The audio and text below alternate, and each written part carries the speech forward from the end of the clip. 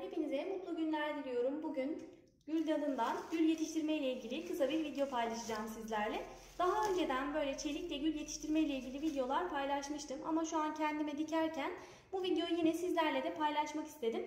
Çelikle gülü ne zamandan itibaren yetiştirebilirsiniz? Öncelikle ondan bahsedeyim arkadaşlar kısaca.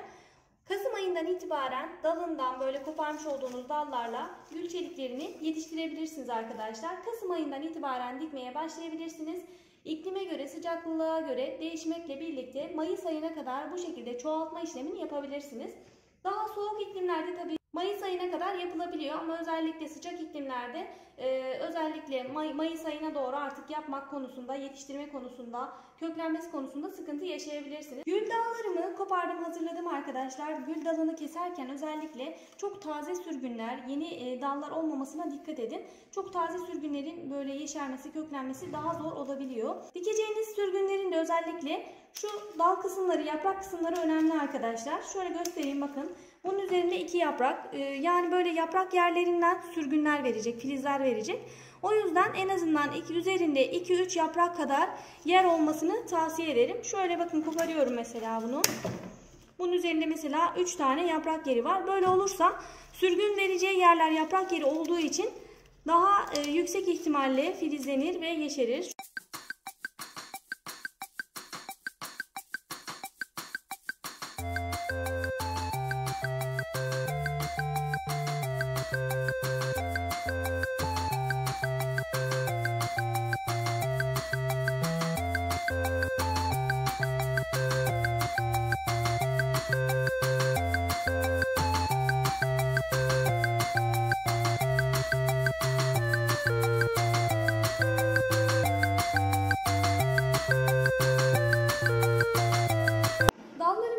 Hazırladım arkadaşlar. Bu şekilde yaprakların üzerinden koparıyoruz.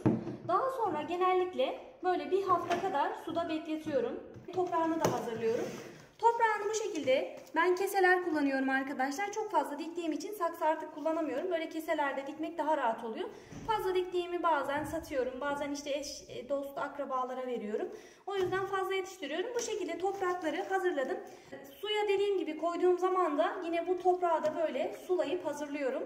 Yaklaşık bir hafta sonra da bunun içerisine dikmeye başlıyorum gülleri. Özellikle niye böyle yapıyorum arkadaşlar?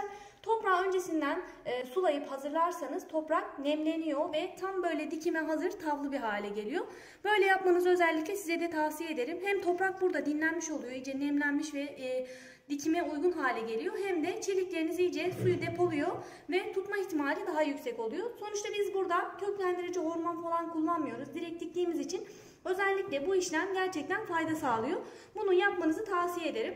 Daha önceden ıslatıp bekletmiş olduğum dallarım var benim. Şimdi onları dikeceğim arkadaşlar. Şöyle dikerken çok fazla bir işlem yapmıyorum. Sadece bu şekilde batırıyoruz arkadaşlar. Zaten toprak oldukça yumuşak ve nemli. Tam dikime uygun halde. O yüzden hiçbir şey yapmanıza gerek yok. Böyle keseler büyük olduğu için yaklaşık 2-3 tane böyle dikiyorum. 3 tane kadar dikmeniz yeterli olur. Siz saksıya dikecekseniz de yine 2 tane falan dikin. Tutmama ihtimali de olursa en azından birini koparırsınız. Biri kalır. Yani şöyle 2-3 tane dikmeniz yeterli olacaktır. Bu şekilde dalları sadece batırıyorum. Başka bir işlem yapmanıza gerek yok. Üzerine hafif bir de sulama yapabilirsiniz bu şekilde. Özellikle ben dediğim gibi böyle keseler kullandığım için şurada delikleri var, altta da delikleri var. Tahliye ediyor suyu. O yüzden dış saksıyı olarak bunu kullandım. Siz özellikle saksıya diktiğinizde de saksının altında delikleri olmasına dikkat edin. Saksının altında delikleri olduğu zaman drenajı sağlar ve fazla suyu tahliye eder. Orada dalların çürümesine engel olur bu da.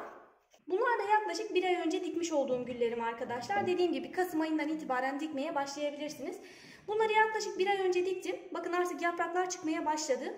Ama yaprakların çıkmış olması hemen köklendiği anlamına gelmez. Şimdi bunu çıkarsam da köklenmemiştir.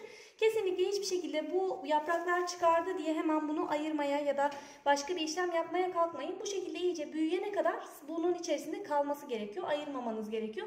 İyice köklenmesi gerekiyor. Sonuçta bu bir çiçek değil. Yani bir çiçeğin küçük bir yaprağının bile köklenmesi yaklaşık 1-2 ay sürebilir.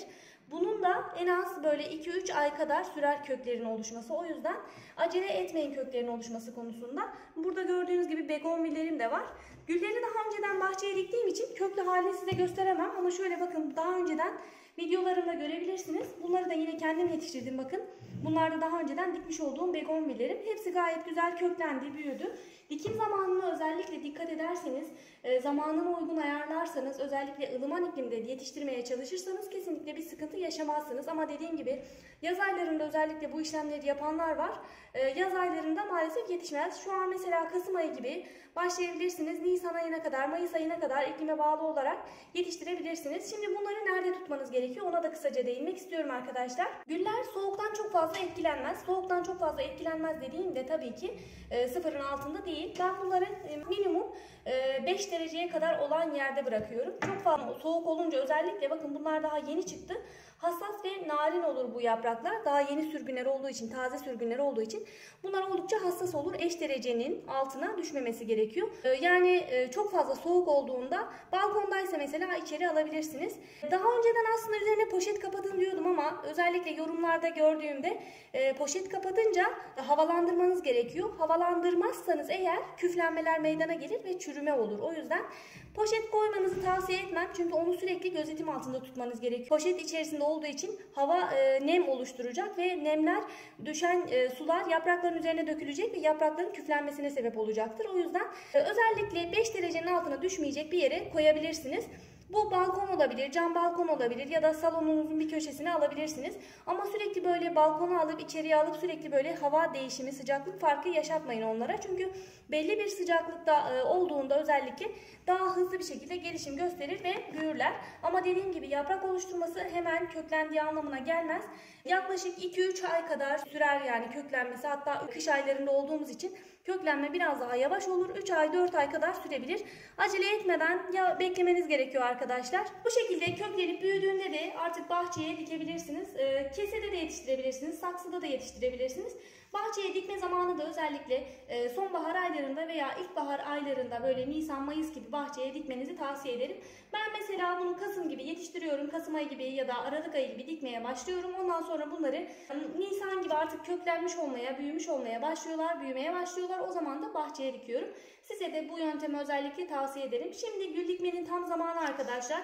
Sadece gül değil, begonvil, zakkum veya çelikle yetiştirmek istediğiniz her şeyi özellikle bu zamanlarda dikmeyi deneyebilirsiniz. Kesinlikle sıkıntı yaşayacağınızı da düşünmüyorum. Bugünkü videonun sonuna geldik arkadaşlar. Elimden geldiği kadar her şeyi açıklamaya, değinmeye çalıştım. Yine de bunların dışında sormak istediğiniz sorularınız varsa bana yorumlara yazabilirsiniz. Özellikle yorumlarda dikkat edip cevap vermeye çalışıyorum. Bir videolarda görüşmek üzere. Şimdilik hoşça kalın arkadaşlar.